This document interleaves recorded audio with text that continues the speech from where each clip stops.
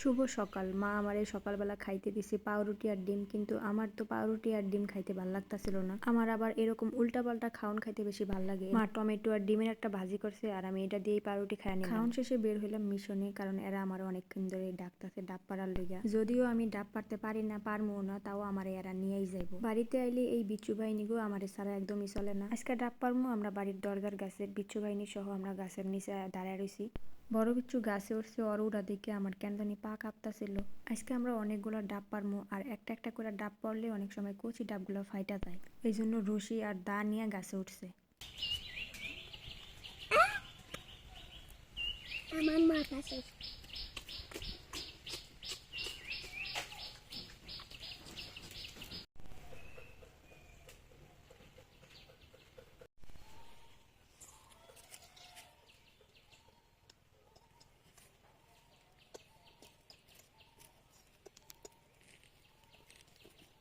জামাই তো তোমাকে দেখলা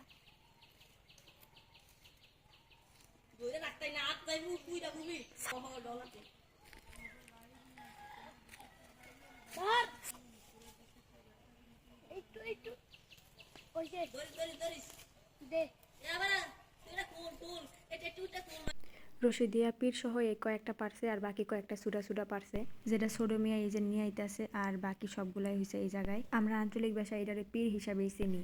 ডাবগুলো একদমই কচি, পারছে তো একটা পীর সহই, কিন্তু এর মধ্যে অনেকগুলো ভালো হইব আবার অনেকগুলো পচা হইব। আমাগো এই জায়গায় ডাবের দাম একদমই কম, এক একটা ডাব 40 থেকে 50 টাকা, যদি কোনোভাবে বাড়ে তাহলে 60 টাকা, এর উপরে না। 10টা ডাব পারছে, এর মধ্যে এই 4টা ডাবই নষ্ট। মাঝে মাঝে মন চায় ডাবের ব্যবসা করি, কারণ আমাগো অঞ্চলে ডাবের দাম এত কম, আর শহরগুলোতে 120 থেকে 130 টাকা পর্যন্ত এক একটা ডাব। আমি বাড়িতে এলে তো ডাব খাওয়া আমার হয়, যদি কোনোভাবে কোনো কারণে ভুলাও যাই, তাও এই পিচ্চি বাহিনী আমার মনে করাইয়া দেয়। পারার পরে সবগুলো ডাব আমরা কাইটা খাইছি সবাই মিলা। সবগুলো ডাব কচি আছিল, আর কচি ডাবের পানি বেশি একটা মিষ্টি লাগে না আমার কাছে। যেহেতু ডাবটা কচি আর এখন আবদার হয়েছে কচি ডাবটা মাখায়া খাওয়ানো লাগবে, কারণ এর আগে অনেকবারই আমি কইছিলাম অগরে আমি ডাব মাখায়া খাওয়ামো, কিন্তু খাওয়ানো আর হয় নাই। ডাবের পানি এতটাই ফ্রেশ, দেখলেই শান্তি লাগে। তো এই ছিল আমার ভিডিও, আজকের মতো ভিডিওটা এনে শেষ করলাম। সবাই ভালো থাকবেন, সুস্থ থাকবেন, আর আমার ভিডিও ভালো লাগলে অবশ্যই লাইক কমেন্ট করে পাশে থাকবেন।